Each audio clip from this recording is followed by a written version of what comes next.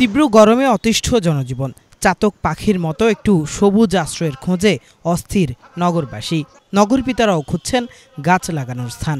অথচ এই ত্রাহি ত্রাহি মুহূর্তেই রাজধানীতে চলছে পার্ক বেদখলের পরিকল্পনা। তাই তো নগরবাসীর এই বিক্ষুব্ধ প্রতিক্রিয়া।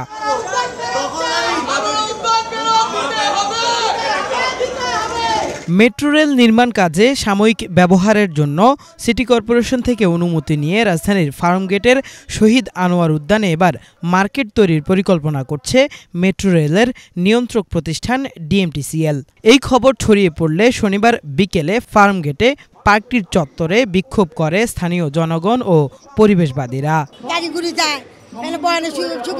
পরীক্ষা দিতে আসছে আমি তো কই বসুন, আপনি বলেন না কি লেখা, আপনার পুলিশে কয় আমি তো আপনি এনে বসেন, আমি তো কই বসুন, আমাকে বহানে জায়গা দেবেন না, এই যে পরীক্ষা দিতে আসছে আমি বহানে আগে তো পাকে আছে, বহানে জায়গা আছে বইতে পারতাম, পরীক্ষা দিতে পারে না, কই যেতাম কোন আপনারা বলেন। আমাদের উন্নয়ন দরকার, উন্নয়নের বিরোধিতা আমরা করছি না, কিন্তু মেট্রো চলবে, মেট্রোর জন্য স্থাপনা যা দরকার হয়েছে, এখন সেখানে বাণিজ্য করার কোনো প্রয়োজন নেই।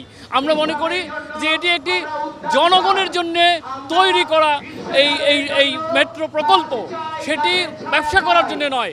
যেভাবে জনগণের উপকার হয়, সাধারণ জনগণের কাজে আসে, সেই জায়গাটাই মেট্রো কর্তৃপক্ষকে ভাবতে হবে। আমার একটি কথা হচ্ছে যে আমরা মুক্তিযুদ্ধের কথা বলি, মুক্তিযুদ্ধের চেতনার কথা বলি, আমরা মুক্তিযুদ্ধের চেতনা ধারণ করি, সেই জায়গা থেকে মুক্তিযুদ্ধের স্মৃতি বিজড়িত এই জায়গাটিকে কোনোভাবেই কোনো বাণিজ্যিক স্থাপনায় রূপ দেওয়া নৈতিকভাবে আমার মনে হয় যে এটি উচিত হবে না। কোন কারণে কেন এই পার্কের ভিতরে আবার আপনাকে মার্কেট করতে হবে? কোথায় লাগে এত টাকা? টাকা গিলতে গিলতে আপনারা হচ্ছেন আজকে পরিবেশ, আমার প্রকৃতি সব ধ্বংস করে দিচ্ছেন। আজকে আমাদেরকে একটা দুর্বিষহ জায়গায় আপনারা নিয়ে গেছেন। আজকে ঢাকা শহর একটি হলো তাম্বুদায় নগরীতে পরিণত হয়েছে, গ্যাস চেম্বারে আপনারা পরিণত করেছেন। আজকে এই জায়গা থেকে যদি উত্তরণ ঘটাতে হয়, তাহলে এই পার্ক, এই উদ্যান অবিলম্বে আপনাদেরকে মুক্ত করে দিতে হবে। আমরা ঢাকায় যেভাবে দাবদাহ দেখছি, দাবদাহ শেষ হয়ে যায়নি, আর সেখানে আমরা বড় সমাধান শুনি যে আমাদের সবুজায়ন বাড়াতে হবে, গাছ বাড়াতে হবে, জলাশয় বাড়াতে হবে। সো সবুজ স্পেস, পাবলিক স্পেসকে ধ্বংস করে আমরা যদি বারবার মার্কেট করতে থাকি, তাহলে তো আমাদের দাবদাহ থেকে আমরা মুক্তি পাবো না। সো আমাদের বর্তমান প্রজন্ম এবং ভবিষ্যৎ প্রজন্মকে এটা একটা নাগরিক অধিকার, সাংবিধানিক অধিকার হিসাবে আমাদের সংবিধান স্বীকৃতি দিয়েছে, কিন্তু আমরা দেখি কথায় এবং কাজে মিল নাই। আমরা দেখতে পাচ্ছি ঢাকা উত্তর দক্ষিণ তারা ক্লাইমেট অ্যাকশন প্ল্যান করেছে, যেখানে বলছে যে আরও সবুজায়ন বাড়াবে, আরও গাছ লাগাবে, কিন্তু আমরা দেখি গাছ লাগানোর পরিকল্পনা, কিন্তু যে পরিমাণ গাছ কাটা হয়েছে, পাবলিক স্পেসকে দখল করা হয়েছে, তার কিন্তু কোনো হিসাব নিকাশ নাই। নগরীতে আর একটুও সবুজ নিধন করতে দেওয়া হবে না জানিয়ে ডিএমটিসিএলকে আগামী 30 দিনের মধ্যে শহীদ আনোয়ার উদ্যান ছেড়ে দেওয়ার আলটিমেটাম দেয় আন্দোলনকারীরা। নির্ধারিত সময়ের মধ্যে উদ্যান না ছাড়লে অবরোধ, অবস্থান কর্মসূচি সহ কঠোর কর্মসূচির হুঁশিয়ারিও দেন তারা। 2018-19 সালে এই আনোয়ারা পার্কের জন্য ঢাকা উত্তর সিটি কর্পোরেশন কিন্তু একটি পরিকল্পনা করা হয়, তার ডিজাইনও করা হয়। সেই ডিজাইন, সেই পরিকল্পনা বাদ দিয়ে এখানে সাময়িকভাবে এখানে মেট্রো রেল একটা স্টেশন করা হয় এবং এটাকে সাময়িকভাবে ব্যবহার করার কথা বলা হয়েছিল, কিন্তু আমরা দেখতে পাচ্ছি এটা ক্রমশই প্রলম্বিত হচ্ছে। আমরা এখান থেকে বলতে চাই, এই পার্ক থেকে অতি সত্বর জনগণের ব্যবহারের জন্য উন্মুক্ত করে দেওয়া হোক। এখানে যে সকল যন্ত্রপাতি আছে, এই সকল যন্ত্রপাতি আপনারা ফেরত দিয়ে যান এবং মানুষের পার্ক মানুষের কাছে আপনারা ফেরত দিয়ে দিন। এই শহরে মার্কেট প্লাজা হাজার হাজার রয়েছে, আর এর বিনিময়ে পার্ক, ওপেন স্পেস, খেলার মাঠ ধ্বংস করে যে নগরায়ণ হয়েছে, সেই নগরায়ণ বিধ্বংসী নগরায়ণ। আমরা নগর পরিকল্পনা বলি একটি নগর বাঁচতে গেলে মিনিমাম 25 ভাগ আমাদের সবুজ এলাকা থাকা দরকার। প্রতিটি এলাকায় বিভিন্ন ধরনের বিভিন্ন সাইজের পার্ক থাকা দরকার, যেই পার্কে জনগণ নিয়ে নিঃশ্বাস নিতে পারবে।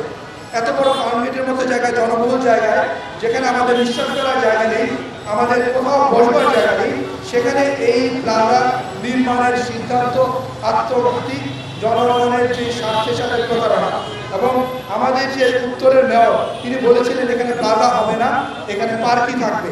আমরা দেখতে চাই তিনি এখন জনগণের কাতারে দাঁড়িয়ে এসে জনগণের আন্দোলনে সামিল হন। সাংবাদিক ভাইরা আপনাদেরকে বলতে চাই, আপনারা মেট্রো কর্তৃপক্ষকে জিজ্ঞাসা করবেন তারা কোন কাগজি আইনি ক্ষমতা বলে আজকে এখানে এই জায়গাটা আটকে রেখেছেন। আমরা নিশ্চিত তারা কোনো কাগজ আমাদের দেখাতে পারবেন না। তারা ইতিমধ্যে এখানে বেআইনি হয়ে গেছেন। তারা আমাদের কথা দিয়েছিলেন তারা এই উদ্যানটি ছেড়ে দিবেন। আমাদের নগরবাসীর পক্ষ থেকে আদেশ, আপনারা অতি সত্বর এই জায়গা ছেড়ে দিবেন। এবং আমাদের যে আলটিমেটাম দেখেন, আমাদের আলটিমেটাম হচ্ছে ডিএমটিসিএল 30 দিনের আলটিমেটাম, আনোয়ারা উদ্যান ছাড়তে হবে। আদেশক্রমে নগরবাসী আগামী 30 দিনের মধ্যে যদি এই উদ্যান ফেরত না দেন আমরা এখানে অবস্থান কর্মসূচি এবং ঘেরাও দিব এবং আমরা আপনাদের বিরুদ্ধে আইনি ব্যবস্থা নিব। সমাবেশ থেকে শুধু আনোয়ার উদ্যানই নয়, সোহরাওয়ার্দী উদ্যান ও পান্থকুঞ্জ পার্ক সহ রাজধানীতে আর কোথাও কোনো গাছ কাটতে দেওয়া হবে না বলেও ঘোষণা দেন আন্দোলনকারীরা। আমাদের এমনিতেই যা গাছ থাকার কথা তার চেয়ে অনেক কম রয়েছে। তার মধ্যে বিগত কয়েক বছরে আমরা অনেক উদ্যান, পার্ক, গাছ এগুলো হারিয়েছি। অনেক প্রকল্পের কারণে আইল্যান্ডের উপরে যে গাছগুলো ছিল সেগুলোকে হারিয়েছি। আমাদের রুফটপে যে গার্ডেনিংয়ের ব্যবস্থা ছিল সেগুলো মশার কারণে এখন আর আমরা করি না। তাহলে আমরা সবুজটা পাবো কোথায়? তো সেই জায়গা থেকে আমি বলবো যে এই যে উদ্যানগুলো হারিয়ে যাচ্ছে সেগুলোকে ফিরিয়ে আনলে পরও আমরা অনেকগুলো ফুসফুসকে আবার রিজেনারেট করতে পারি, রিস্টার্ট করতে পারি। আমাদের সেই বিখ্যাত গানের মধ্যে যে কথাটি বলেছেন, একটি ফুলকে বাঁচাবো বলে যুদ্ধ করি, আমরা এখন দেখা যাচ্ছে যে পার্ক রক্ষার জন্য, গাছ রক্ষার জন্য, জলাভূমি রক্ষার জন্য আমাদেরকে এই যুদ্ধ করতে হচ্ছে।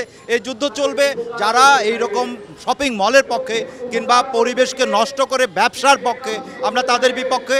আমরা এই দেশের নাগরিক, দেশটাকে ঠিক করার জন্য, দেশটাকে সুন্দর করার জন্য আমাদের প্রত্যেকের ভূমিকা আছে। সো আমরা কোনো উন্নয়ন বিরোধী না, আমরা পরিবেশের পক্ষে কথা বলছি।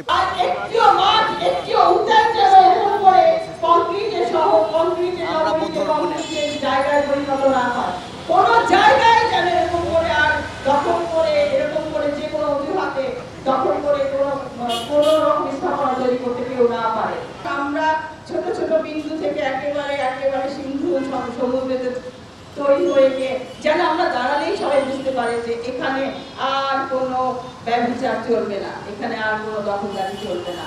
এরা এসেছে। একটি দেশে অন্তত 25% বনভূমি থাকার শর্ত থাকলেও বর্তমানে বাংলাদেশে 15%-এরও কম সবুজ ভূমি রয়েছে। বিশেষজ্ঞদের মতে ঢাকায় সবুজ ভূমি রয়েছে 2%-এরও কম, যা এই নগরীর মানুষের স্বাস্থ্যহানির অন্যতম কারণ বলেও মনে করেন বিশেষজ্ঞরা। কেফায়েত শাকিল, বাংলা ভিশন, ঢাকা।